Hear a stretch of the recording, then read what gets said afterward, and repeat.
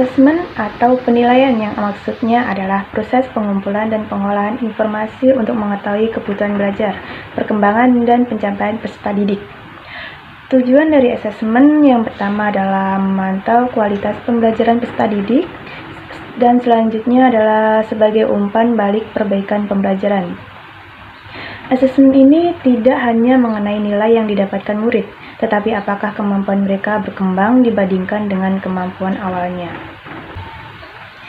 Asesmen terbagi menjadi 3. Yang pertama adalah assessment as learning atau penilaian sebagai pembelajaran. Asesmen ini melibatkan peserta didik berperan aktif dalam kegiatan penilaian tersebut. Jadi, peserta didik diberi pengalaman untuk belajar menjadi penilai bagi dirinya sendiri.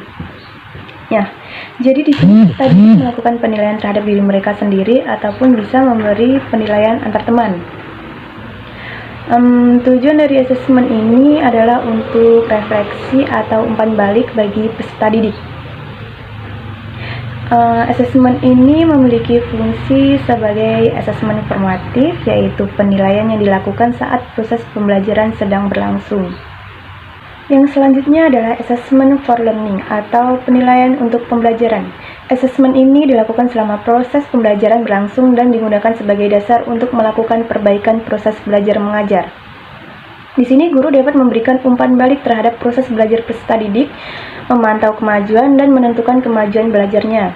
Untuk umpan balik kepada guru bisa seperti memperbaiki cara mengajar atau memfasilitasi pembelajaran. Asesmen ini juga berfungsi sebagai asesmen formatif karena berorientasi pada proses pembelajaran agar murid mendapatkan umpan balik dari guru untuk melakukan perbaikan. Contoh bentuk penilaian formatif, misalnya tugas, presentasi, proyek, ataupun kuis. Yang terakhir adalah assessment of learning atau penilaian akhir pembelajaran. Asesmen ini digunakan untuk evaluasi pada akhir proses pembelajaran, dan juga asesmen ini dimaksudkan untuk memberikan pengakuan terhadap pencapaian hasil belajar setelah proses pembelajaran. Asesmen ini berfungsi sebagai asesmen sumatif, yang artinya asesmen ini diberikan pada akhir materi atau akhir semester. Teknik yang bisa digunakan seperti praktek, produk, proyek, atau tes tertulis. Namun, asesmen sumatif pada akhir semester merupakan pilihan jika satuan pendidik merasa perlu mengkonfirmasi hasil sumatif akhir lingkup materi untuk mendapatkan data yang lebih lengkap.